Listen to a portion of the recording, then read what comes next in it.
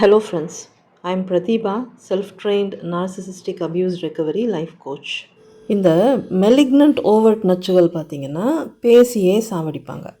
ஆனால் இந்த covert நச்சுகள் பேசாமலேயே சாவடிப்பாங்க. Malignant நச்சுகள் பார்த்திங்கன்னா வேர்பல் அப்யூஸ் பண்ணுறதுல எக்ஸ்பர்ட்ஸாக இருப்பாங்க. அதுவே இந்த கோவர்ட் நச்சுகள் பார்த்திங்கன்னா சைலண்ட் அப்யூஸ் பண்ணுறதுல எக்ஸ்பர்ட்ஸாக இருப்பாங்க.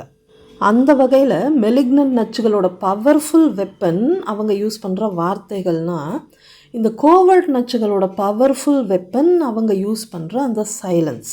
இந்த கோவர்ட் நச்சுகள் அவங்களோட விக்டிம்ஸ் கூட கம்யூனிகேட் பண்ணுறதுக்காக கண்டுபிடிச்ச ஒரு வில்லங்கமான லாங்குவேஜ் தான் இந்த சைலண்ட் லாங்குவேஜ்.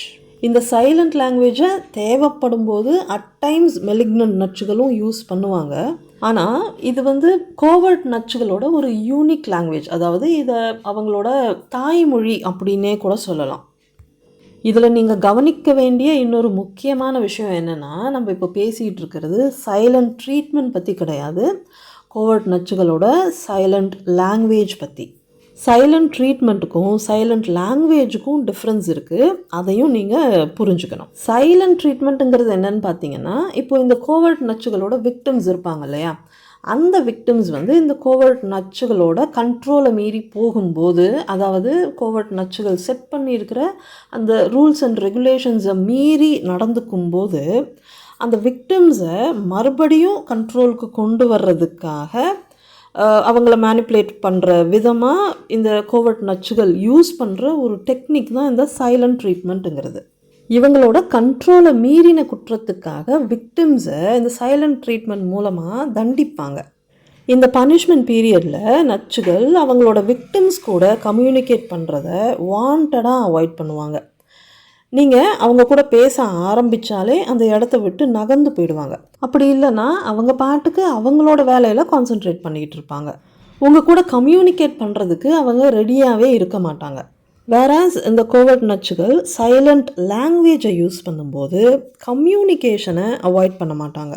நீங்கள் அவங்க கூட பேசுகிறதுக்கு ட்ரை பண்ணும்போது அவங்க அமைதியாக உட்காந்துக்கிட்டு கேட்பாங்க. நீங்கள் எவ்வளோ நேரம் பேசினாலும் அந்த இடத்த விட்டு நகராமல் கம்யூனிகேஷனில் அவைலபிளாக இருப்பாங்க. இதுக்கு என்ன அர்த்தம்னு பார்த்தீங்கன்னா, இந்த கோவர்ட் நச்சுகள் அவங்களோட சைலண்ட் லாங்குவேஜ் மூலமாக உங்கள் கூட கம்யூனிகேட் பண்ணிக்கிட்டு இருக்காங்கன்னு அர்த்தம்.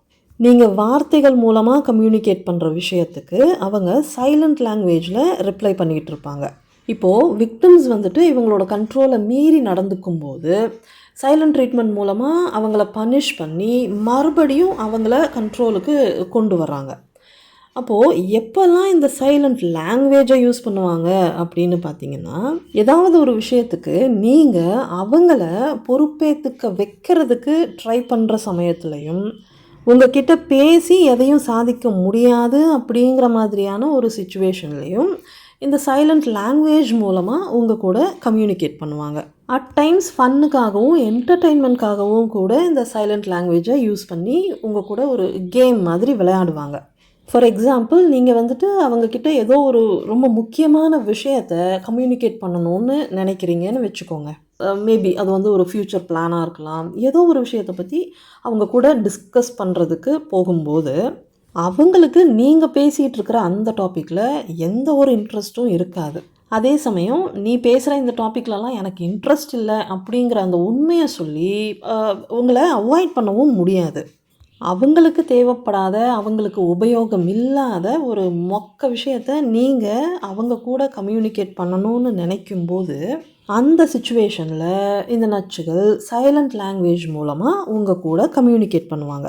அவங்களோட அந்த சைலண்ட் லாங்குவேஜை நீங்கள் எப்படியெல்லாம் அனலைஸ் பண்ணுறீங்க, அவங்களோட அந்த சைலன்ஸ் மூலமாக அவங்க என்ன தான் சொல்ல வர்றாங்கன்னு யோசித்து நீங்கள் என்னெல்லாம் கெஸ் பண்ண போகிறீங்க அப்படிங்கிறத தெரிஞ்சுக்கிற ஆவலோட அவங்க இந்த சைலண்ட் லாங்குவேஜை உங்ககிட்ட யூஸ் பண்ணுவாங்க. ஸோ இந்த மாதிரி சிச்சுவேஷன்ஸில் கோவர்ட் நச்சுகள் சைலண்ட் லாங்குவேஜுக்கு ஷிஃப்ட் ஆகிடுவாங்க. ஒன்ஸ் அவங்க இந்த சைலண்ட் லாங்குவேஜுக்கு ஷிஃப்ட் ஆகிட்டாங்கன்னு வச்சுக்கோங்க, அதுக்கப்புறம் நீங்கள் என்ன தான் கத்தி கதறினாலும் காலில் விழுந்து கெஞ்சினாலும் அவங்க வாயை திறந்து ஒரு வார்த்தை கூட பேச மாட்டாங்க. சைலண்ட் லாங்குவேஜில் மட்டும்தான் பேசுவாங்க. அவங்கள எப்படியாச்சும் பேச வச்சிடணும்னு சொல்லி நீங்கள் அவங்க கண்ணு முன்னாடி கழுத்தை வெட்டிக்கிட்டால் கூட வேடிக்கை பார்த்துக்கிட்டு அப்படியே நிற்பாங்க. அப்போவும் சைலண்ட் லாங்குவேஜில் மட்டும்தான் ரெஸ்பாண்ட் பண்ணுவாங்க. அவங்களோட இந்த சைலண்ட் கம்யூனிகேஷன் எப்படி இருக்கும்னு பார்த்தீங்கன்னா, silence with no reaction, just silence. பார்வை, முகபாவனை, உடல் அசைவுன்னு எதுவுமே இருக்காது. டோட்டல் பாடியும் சைலண்ட்டாக இருக்கும். சலனமற்ற ஒரு அமைதியை வெளிப்படுத்துவாங்க. நீங்கள் அவங்க கூட பேசிகிட்டு இருக்கும்போது எந்த ரியாக்ஷனும் இல்லாமல், எந்த ஒரு ரெஸ்பான்ஸும் இல்லாமல், பிளாங்க் எக்ஸ்ப்ரெஷனோட உங்கள் முகத்தை பார்த்துக்கிட்டு இருப்பாங்க. அவங்களோட முகத்தில் எந்த வகையான இமோஷனையும் வெளிப்படுத்தாமல் பிளாங்காக, இமோஷன்லெஸ்ஸாக, கல் மாதிரி உட்காந்துக்கிட்டு இருப்பாங்க. இந்த சைலன்ஸை எப்படி புரிஞ்சுக்க முடியும் அப்படின்னு நீங்கள் யோசிப்பீங்க. ஆனால் இது ஜஸ்ட் சைலன்ஸ் கிடையாது, சைலண்ட் லாங்குவேஜ், கோவர்ட் நச்சுகளோட யூனிக் லாங்குவேஜ். இந்த லாங்குவேஜ் மூலமாக அவங்க உங்கள் கூட கம்யூனிகேட் பண்ணுறாங்க. அவங்க சைலண்ட் லாங்குவேஜை யூஸ் பண்ணணுன்ற முடிவுக்கு வந்ததுக்கப்புறம் நீங்கள் என்ன பண்ணினாலும் அவங்க உங்கள் கூட கோஆப்ரேட் பண்ணி உங்களுக்கு கன்வீனியண்ட்டான லாங்குவேஜில் பேச போகிறது கிடையாது. அப்போது நீங்கள் தான் அவங்களோட சைலண்ட் லாங்குவேஜை டீகோட் பண்ணி புரிஞ்சுக்கணும். அவங்க சைலண்ட் லாங்குவேஜ் மூலமாக என்னெல்லாம் கம்யூனிகேட் பண்ணுறாங்கன்னு ஒன்றொன்னா டீகோட் பண்ணலாமா? ஆரம்பிச்சிட்டாங்கடா பஞ்சாயத்தை. எனக்கு இந்த ரிலேஷன்ஷிப்லேயே இன்ட்ரெஸ்ட் இல்லை. நானே எனக்குள்ளே இருக்கிற அந்த ஒரு ஃபேண்டசி வேர்ல்டுக்கு உயிர் கொடுக்குற விதமாக ஜஸ்ட்டு உன்னை ஒரு எக்ஸ்டர்னல் ஆப்ஜெக்டாக உன்னை என் கூட வச்சுருக்கேன். என்னோட அந்த ஃபேண்டசி வேர்ல்டை வேலிடேட் பண்ணுற விதமாக நீ உருப்படியாக ஏதாவது பண்ணுவேன், ஏதாவது பேசுவேன்னு பார்த்தா என்னோட உலகத்துக்கு கொஞ்சம் கூட சம்மந்தமே இல்லாத விஷயத்த உட்காந்து பேசிக்கிட்டு இருக்கேன். சீரியஸ்லி, உன்னை நினச்சா எனக்கு ரொம்ப பாவமாக இருக்குது. நீ உன்னோட உலகத்துலேயும் வாழ முடியாமல், என்னோட உலகத்துக்கு ஏற்ற மாதிரியும் உன்னை மாற்றிக்க முடியாமல் நீ எவ்வளோ கஷ்டப்படுறல. பாவம். என்ன பண்ணுறது, நான் உன்னை வச்சு தான் என்னோடய ஃபேண்டசிக்கு உயிர் கொடுக்க வேண்டியதாக இருக்குது. அந்த ஒரே காரணத்துக்காக தான் நீ இப்படி உட்காந்து மொக்க போட்டுக்கிட்டு இருக்கிறதையெல்லாம் நான் அமைதியாக கேட்டுக்கிட்டு இருக்கேன். நீ பேசு, எவ்வளோ நேரம் பேசுகிறியோ பேசு, நான் பொறுமையாக கேட்குறேன். என்னது கமிட்மெண்ட்டா? கமிட்மெண்ட்டோடு இருக்கணுமா? அப்படின்னா என்னோடய ஃபேண்டசி வேர்ல்டுக்கு இந்த கமிட்மெண்ட்டுங்கிற விஷயம் தேவையே கிடையாது. எனக்கு எப்படியெல்லாம் சௌகரியப்படுதோ அப்படியெல்லாம் நான் இருந்துப்பேன். அந்தந்த சிச்சுவேஷனுக்கு ஏற்ற மாதிரி நானே ஸ்டோரியை மாற்றி மாற்றி எழுதிப்பேன். ரியாலிட்டி மண்ணாங்கட்டிங்கிற பேரில் நீங்கள் வாழ்ந்துக்கிட்டு இருக்கிற இந்த இத்துப்போன உலகத்துக்கு தான் இந்த கமிட்மெண்ட்டு, லொட்டு லொசுக்கு இதெல்லாம் தேவை. நான் வாழ்ந்துட்டுருக்கிற என்னோடய அந்த ஃபேண்டசி வேர்ல்டில் கற்பனை இருந்தால் போதும். என்னோடய உலகத்தில் என்னோடய லைஃப்பை நான் நினச்சபடியெல்லாம் ட்விஸ்ட் பண்ணிட்டு போயிட்டே இருப்பேன். என்னோடய உலகத்துக்குள்ளே நான் கமிட்மெண்ட்டோடு இருக்கணுங்கிற எந்த ஒரு கட்டாயமும் எனக்கு இல்லவே இல்லை. ஸோ உன்னோட இந்த ரியல் வேர்ல்டு கமிட்மெண்ட்ஸ் எல்லாம் பார்த்துக்க வேண்டியது உன்னோட பொறுப்பு. இதால் வர்ற பிரச்சனையெல்லாம் நீயே ஹேண்டில் பண்ணிக்கோ, அதுக்குள்ளே என்ன இழுக்காத. வேறு வழி இல்லாமல் உன்னோட இந்த ரியல் வேர்ல்டில் உன் கூட நான் இருக்கிறதுனால என்னோட கமிட்மெண்ட்ஸையும் நீ தான் பார்த்துக்கணும். அதுக்கு கூட யூஸ் ஆக மாட்டேன்னா அப்புறம் நான் என்னத்துக்கு ஒன்றை கட்டிக்கிட்டு மாரடிக்கணும் சொல்லு. என்ன ஃப்யூச்சர் பிளான்ஸா? Oh my God, future plans. Okay, என்னோடய வேர்ல்டில் டைம்னு ஒன்று கிடையவே கிடையாது, தெரியுமா உனக்கு? என் உலகத்தில் நான் தான் கடவுள், அங்கே நான் வச்சது தான் சட்டம். கடவுளுக்கு ஏது டைம் எல்லாம்? கடவுளுக்கு ஆதியும் கிடையாது, அந்தமும் கிடையாது. என்னோட உலகத்தில் பாஸ்ட் ஃப்யூச்சருங்கிற கான்செப்டே எக்ஸிஸ்ட் ஆகாது. ப்ரெசண்ட் மொமெண்ட் மட்டும்தான் எக்ஸிஸ்டன்ஸில் இருக்கும். அந்த ப்ரெசண்ட் மொமெண்ட்டும் என்னோட கண்ட்ரோலில் இருக்கும். அப்புறம் நான் எதுக்கு ஃப்யூச்சரை பற்றியெல்லாம் யோசிக்கணும்? இல்லாத ஒரு விஷயத்துக்காக நீ உன் மண்டையை உடைச்சிக்கிறது பத்தலைன்னு என் மண்டையை வேற சேர்த்து உடைக்காத சொல்லிட்டேன். என்ன உன்னோட ஃபீலிங்ஸ், இமோஷன்ஸ் பற்றியெல்லாம் நான் யோசிக்கணுமா? ஆரம்பிச்சிட்டாங்கடா. ஆக்சுவலி நம்ம ரிலேஷன்ஷிப்போட கான்செப்டே உனக்கு புரியலை. இங்கே நான் கடவுள், நீ எனக்கு சேவகம் பண்ணுற ஒரு டிவோட்டி. ஸோ நீ தான் என்னோடய ஃபீலிங்ஸை பற்றி யோசிக்கணும், என்னோடய இமோஷன்ஸை பற்றி யோசிக்கணும், என்னோட நல்லது கெட்டதை பற்றி யோசிக்கணும், என்னோடய சந்தோஷத்தை பற்றி யோசிக்கணும். நீ தான் என்னோடய தேவைகளை பார்த்து பார்த்து கவனிச்சுக்கணும். அதை விட்டுட்டு நான் உன்னை பற்றி யோசிக்கணுங்கிற.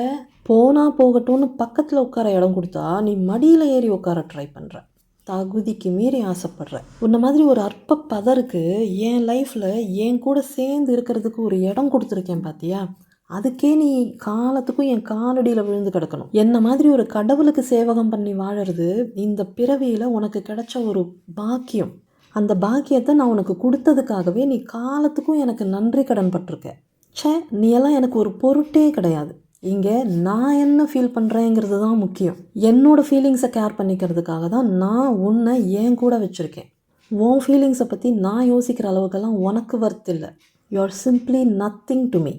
ஓ, என் மேலே கோபம் வருதா உனக்கு? கடுப்பேறுதா? அப்போ எங்களுக்கெல்லாம் கோபம் வராதோ? உண்மையை சொல்லணும்னா நான் உன் மேலே செம்ம கோபத்தில் இருக்கேன். என்னோடய கோபத்தை நான் வெளியே காட்டினா நீ அதை எவிடன்ஸாக யூஸ் பண்ணிப்ப. வாய்ப்பில்லை ராசா, வாய்ப்பில்லை. எனக்கு அகெயின்ஸ்டாக போகிற மாதிரி நான் உனக்கு ஒரு எவிடன்ஸை கூட கொடுக்க மாட்டேன். எனக்கு உன் மேலே இருக்கிற கோபத்தை நான் வேறு வழியில் காட்டிப்பேன். எதுக்கு அழற? இப்போ மனசு வலிக்குதா? அது சரி, எனக்கும் தான் வலிக்குது. நான் எங்கே போய் அழறது? ஆனால் கண்டிப்பாக உன்கிட்ட மட்டும் என்னோடய வலியை சொல்லி நான் அழவே மாட்டேன். சொன்னால் நீ குஷி ஆகிடுவேன்னு எனக்கு நல்லாவே தெரியும். எப்படியோ எங்கே அடித்தா உனக்கு வலிக்குதுன்னு இப்போ எனக்கு தெரிஞ்சு போச்சு. அங்கேயே குறி பார்த்து இனிமேல் அப்பப்போ அடிக்கிறேன். வாவ், ஃப்ரஸ்ட்ரேட் ஆகுறியா? நீ இந்த மாதிரி ஃப்ரஸ்ட்ரேட் ஆகிறத பார்க்கும்போது எனக்கு எவ்வளோ ஜாலியாக இருக்குது தெரியுமா? என்னோடய எனர்ஜி பேட்ரி செம்மையாக சார்ஜ் ஆகிட்டுருக்கு. இப்போ என்ன பிரச்சனை? ஓ, நமக்குள்ளே இருக்கிற மிஸ் அண்டர்ஸ்டாண்டிங்ஸை சரி பண்ணணுமா? உண்மை என்னென்னா, ஏதாவது ஒரு பிரச்சனையை க்ரியேட் பண்ணி உன்னை கதற விட்டால் தான் எனக்கு தூக்கமே வருது. என்னால் அப்போ தான் நிம்மதியாக இருக்க முடியுது. நீ நிம்மதியாக இருந்தால் என் நிம்மதி கெட்டு போகுது. நீ மண்டையை பிச்சுக்கிட்டு பைத்தியம் பிடிச்ச மாதிரி சுற்றிக்கிட்டு இருந்தால் தான் என்னால் ரிலாக்ஸ்டாக இருக்க முடியுது. என்னோடய வேலையில் என்னால் கான்சென்ட்ரேட் பண்ண முடியுது. ஸோ நான் நிம்மதியாக இருக்கணும்னா இந்த பிரச்சனை எதுவும் சரியாகவே கூடாது. ஸோ இந்த பிரச்சனையெல்லாம் சால்வ் ஆகாமல் அப்படி அப்படியே இருக்கிறது தான் எனக்கு நல்லது. எதுக்கு இந்த அழுகை? நம்ம ரிலேஷன்ஷிப் ரொம்ப பெயின்ஃபுல்லாக இருக்கா? ஓ, ஓகே. ஆக்சுவலி ஒரு நார்மல் ரிலேஷன்ஷிப்க்கு நான் ஒத்து வர மாட்டேன்னு எனக்கு தெரியும். என்னோடய பெயினை நான் உன் மேலே ஏற்றி வச்சுட்டு நான் நிம்மதியாக இருக்கணுங்கிறதுக்காக தான் உன்னை இந்த ரிலேஷன்ஷிப்லேயே கோத்து விட்டுருக்கேன். நம்மளோட ரிலேஷன்ஷிப்பை பொறுத்த வரைக்கும் ஒருத்தர் வலியை அனுபவிக்கணும், ஒருத்தர் நிம்மதியாக இருக்கணும். என் வலியை உன்கிட்ட கொடுத்துட்டு நான் நிம்மதியை அனுபவிச்சுக்கிறேன். என்னோட வலியை நீ வச்சுக்கிட்டு நீ வலியை அனுபவிச்சுக்கோ. இதுதான் நம்ம ரிலேஷன்ஷிப்போட எழுதப்படாத விதி. ஆனால் அதை எப்படி நான் வெளிப்படையாக ஒத்துக்க முடியும்? ஒத்துக்கிட்டால் பிரச்சனை ஆகிடுமே. நான் சைலண்ட்டாக இருக்கிறது தான் எனக்கு நல்லது. நான் பிரச்சனை பண்ணிக்கிட்டே இருக்கேனா? ஆமாம், நான் பிரச்சனை பண்ணுறேன். ஆனால் நான் அதை ஒத்துக்க மாட்டேன். ஏன்னா ஒத்துக்கிட்டா நான் என்னை திருத்திக்கணுமே. அது ரொம்ப கஷ்டம். அதுக்கு பதிலாக நீ தான் பிரச்சனை பண்ணுறேன்னு சொல்லிட்டா நீ ஒன்றை திருத்திக்கிறதுக்கு முயற்சி பண்ணிக்கிட்டு இருப்ப. நான் சேஃபாக புது புது பிரச்சனையாக உருவாக்கிக்கிட்டு இருப்பேன். எப்படி இந்த கேம் நல்லா இருக்குல்ல? ஓ, அட்வைஸ் பண்ணுறீங்களா? பண்ணுங்கள். நான் என்ன பண்ணணும் பண்ணக்கூடாதுன்னெல்லாம் எனக்கு புத்தி சொல்கிற அதிகாரம் இந்த உலகத்தில் யாருக்குமே கிடையாது. நீ என்ன சொன்னாலும் நான் செய்கிறத தான் செய்வேன். முக்கியமாக நான் எதையெல்லாம் செய்யக்கூடாதுன்னு நீ சொல்கிறியோ அதை தான் நான் கண்டிப்பாக செய்வேன். நீ எனக்கு அட்வைஸ் பண்ண உனக்கு தான் பிரச்சனை ஜாஸ்தியாகிட்டே போகுதுங்கிறது உனக்கு புரிய மாட்டேங்குது. இப்படி எதையுமே புரிஞ்சுக்காமல் நீ முட்டாள்தனமாக பண்ணுற தப்புக்கெல்லாம் நீ தான் நல்லா அனுபவிக்கிற. நான் என்ன பண்ணுறது? நம்பிக்கை, நேர்மை, உண்மையா? என்னது இதெல்லாம்? எந்த கடையில் கிடைக்கும்? இதெல்லாம் மளிகை சாமானா இல்லை காய்கறியா? எனக்கு தெரிஞ்சதெல்லாம் பொய், பித்தலாட்டம், துரோகம், அவ்வளோதான். இந்த 3 விஷயம் இருந்தால் போதும், நான் பிழைச்சிப்பேன். நீ ஏதோ ஒரு 3 சொன்ன பார்த்தியா, அதை நீயே வச்சுக்கோ. இதெல்லாம் தான் அவங்களோட சைலண்ட் லாங்குவேஜ் மூலமாக உங்களுக்கு கம்யூனிகேட் பண்ணுற விஷயங்கள். ஏதாவது ஒரு வேர்ஸ்ட் மொமெண்ட்டில் அவங்க கண்ணு முன்னாடி நீங்கள் தற்கொலை பண்ணுறதுக்கு முயற்சி பண்ணும்போது கூட அதே சைலண்ட் லாங்குவேஜில் பேசுவாங்க. ஓ, செத்துடுவேன்னு சொல்லி மிரட்டி நீ என்னை கண்ட்ரோல் பண்ண பார்க்குறல்ல? நீ எவ்வளோ ட்ராமா போட்டாலும் உன்னால் என்ன கண்ட்ரோல் பண்ண முடியாது. சாகும்போது கூட நீ நிம்மதியாக சாக முடியாது. செத்த பிறகும் உனக்கு நிம்மதி இருக்கக்கூடாது. நீங்கள் உயிரை விடணும்னு நினைக்கும்போது இதுதான் அவங்களோட சைலண்ட் லாங்குவேஜ் மூலமாக உங்களுக்கு கம்யூனிகேட் பண்ணுற விஷயம். உண்மை என்னென்னா, உங்களுக்கு என்ன ஆனாலும் அதை பற்றி அவங்க கண்டுக்கவே மாட்டாங்க. நீங்கள் உயிரோடு நடமாடுற வரைக்கும் உங்ககிட்ட இருந்து சப்ளையை எடுத்துக்கிட்டே இருப்பாங்க. எவ்வளோ நாள் தாக்கு பிடிச்சிட்டு நீங்கள் உயிரோடு இருக்க போகிறீங்கிறதெல்லாம் உங்களோட ஸ்டாமினாவை பொறுத்தது. நீங்கள் டேமேஜ் ஆகும்போதெல்லாம் முடிஞ்ச வரைக்கும் உங்களை ஏதோ கொஞ்சம் அப்படி ரிப்பேர் பண்ணி சர்வீஸ் பண்ணி பட்டி டிங்கரிங்லாம் பார்த்து உங்களை மறுபடியும் யூஸ் பண்ணிக்கிட்டு இருப்பாங்க. இன்ஜின் மொத்தமாக சீஸ் ஆகிற வரைக்கும், அதாவது உங்களோட இதய துடிப்பு நிற்கிற வரைக்கும் உங்களை யூஸ் பண்ணுவாங்க. இந்த ரிலேஷன்ஷிப்பில் அவங்களோட இலக்கு இதுதான். அவங்களோட விக்டிம் உயிரோடு இருக்கிற ஒவ்வொரு நாளும் அவங்களுக்கு போனஸ் மாதிரி. நீங்கள் அவங்களுக்கு சப்ளையை ப்ரொவைட் பண்ணுற ஒரு சோர்ஸ். மற்றபடி அவங்க உங்களை எதுவுமாகவே மதிக்க மாட்டாங்க. அவங்களோட விக்டிம் சாகணுங்கிறது அவங்களோட விருப்பம் கிடையாது. ஆனால் அவங்க உயிரோடு இருக்கிற வரைக்கும் அவங்கக்கிட்ட இருந்து சப்ளையை எடுத்துக்கணும் அப்படிங்கிறது மட்டும்தான் அவங்களோட நோக்கம். மற்றபடி நீங்கள் உயிரோடு இருக்கிறதும் இல்லாததும் உங்களோட விருப்பம். ஒரு நார்சிசிஸ்ட்டை பொறுத்த வரைக்கும் விக்டிமோட மரணம்ங்கிறது லாஸ் ஆஃப் சப்ளை, அவ்வளோதான். விக்டிம் இறந்து போகும்போது நச்சுகள் அவங்களோட உறவை இழந்துட்டு தான் ஃபீல் பண்ண மாட்டாங்க. அந்த விக்டிம்கிட்ட இருந்து கிடச்சிக்கிட்டு இருந்தால் அந்த சப்ளையை இழந்துட்டு தான் மட்டும்தான் ஃபீல் பண்ணுவாங்க. வீட்டில் இருக்கிற இந்த TV, fridge, washing machine, AC இதில் ஏதாவது ஒன்று கெட்டு போச்சுன்னா அதை தூக்கி போட்டுட்டு புதுசாக இன்னொன்று வாங்கி அதை ரீப்ளேஸ் பண்ணுவோம் இல்லையா? அதே மாதிரி தான் நார்சிசிஸ்ட்டை பொறுத்த வரைக்கும் அவங்களோட விக்டிம்ஸ் எல்லாருமே வீட்டு உபயோக பொருள் மாதிரி. Always replaceable. நீங்கள் போனால் அந்த இடத்துல வேறு ஒருத்தரை இம்மீடியட்டாக ரீப்ளேஸ் பண்ணிவிடுவாங்க. நான் உன் கூட இருக்கிறதுனால தான் உனக்கு என்னோடய அருமை தெரியல, நான் இறந்து போன பிறகாவது என்னோடய அன்பை நீ புரிஞ்சுப்பியா அப்படின்னு நிறைய பேர் உங்களோட நச்சுக்கிட்ட குவெஷன் பண்ணியிருப்பீங்க. அதுக்கும் அவங்க சைலண்ட்டாக தான் இருந்திருப்பாங்க. ஆக்சுவலி அவங்களோட சைலண்ட் லாங்குவேஜ் மூலமாக உங்களுக்கு இந்த விஷயத்தை தான் கன்வே பண்ணியிருக்காங்க. நீங்கள் கேட்ட கேள்விக்கான பதில் இப்போ உங்களுக்கு கிடச்சிருக்கோன்னு நினைக்கிறேன். உங்களோட உயிர் விலை மதிப்பில்லாதது. ஒட்டுண்ணிகள் மாதிரி கேவலமான வாழ்க்கையை வாழ்ந்துட்டு இருக்கிற இந்த ஜந்துக்களுக்காக விலை மதிப்பில்லாத உங்களோட உயிரை நீங்கள் எதுக்காக விடணும்? யார் மனசுலையாச்சும் தற்கொலை எண்ணம் இருந்தால் இந்த நிமிஷமே அந்த எண்ணத்தை வேரோடு அழிச்சிடுங்க. மற்றவங்க உயிரை உறிஞ்சு குடிக்கிற இந்த ஒட்டுண்ணிகளெல்லாம் உயிரோடு இருக்கணும்னு ஆசைப்படும்போது இதுங்களுக்கே உயிர் பிச்சை கொடுத்துக்கிட்டு இருக்கிற நீங்கள் எதுக்காக சாகணும்னு யோசிக்கணும்? வாழணும், தைரியமாக வாழணும். ஃபைனலாக ஒரு விஷயம், இந்த நச்சுகள் சைலண்ட் கம்யூனிகேஷனை யூஸ் பண்ணுறதுல அவங்களுக்கு ஒரு ஸ்ட்ராங்கான grip இருக்குது. அவங்க சைலண்ட்டாக இருக்கும்போது நீ உன் மனசில் இதை தானே யோசிச்சுட்ருக்க, இதை தானே நீ சொல்லாமல் மறைக்கிற, எனக்கு உன்னை பார்க்கும்போது அப்படி தான் ஃபீல் ஆகுது அப்படின்னு சொல்லி நீங்கள் ஏதாவது ஒன்றை வந்து கெஸ் பண்ணி அவங்கக்கிட்ட சொல்கிறீங்கன்னு வச்சுக்கோங்களேன். நான் அந்த மாதிரியெல்லாம் எதுவும் நினைக்கலையே, உன்னோட கற்பனைக்கெல்லாம் நான் பதில் சொல்லிகிட்டு இருக்க முடியாது, நீ எல்லாத்தையும் தப்பாக புரிஞ்சுக்கிட்டா நான் எதுவும் பண்ண முடியாது, உன்னால் என்றைக்குமே என்னை சரியாக புரிஞ்சுக்க முடியாது, உனக்கு நான் எவ்வளோ நல்லது பண்ணியிருக்கேங்கிறத கொஞ்சமாவது யோசித்து பேசு, இங்கே நான் எந்த பிரச்சனையும் பண்ணலை, நீ இவ்வளோ பேசியும் நான் அமைதியாக தான் இருக்கேன், நீ தான் விடாமல் பேசி பேசி பிரச்சனை பண்ணிக்கிட்டு இருக்க அப்படின்னு சொல்லி எஸ்கேப் ஆகிடுவாங்க. நச்சுகளோட சைலண்ட் லாங்குவேஜை இப்போ நீங்களும் கற்றுக்கிட்டாச்சு. இந்த கிறுக்குங்க கிட்ட போய் பேச ட்ரை பண்ணி இனிமேல் உங்களோட டைமையும் எனர்ஜியையும் வேஸ்ட் பண்ணாதீங்க. உங்களோட ரிலேஷன்ஷிப் இஷ்யூஸ்க்காக என்கிட்ட பேஜ் செஷன் அட்டன் பண்ணணும்னு நினைக்கிறவங்க ஸ்க்ரீனில் தெரிகிற இந்த நம்பருக்கு வாட்ஸ்அப் மெசேஜ் அனுப்புங்க. பத்திரமா இருங்க, பாதுகாப்பாக இருங்க, தயவு செய்து சந்தோஷமாக இருங்க. Bye friends.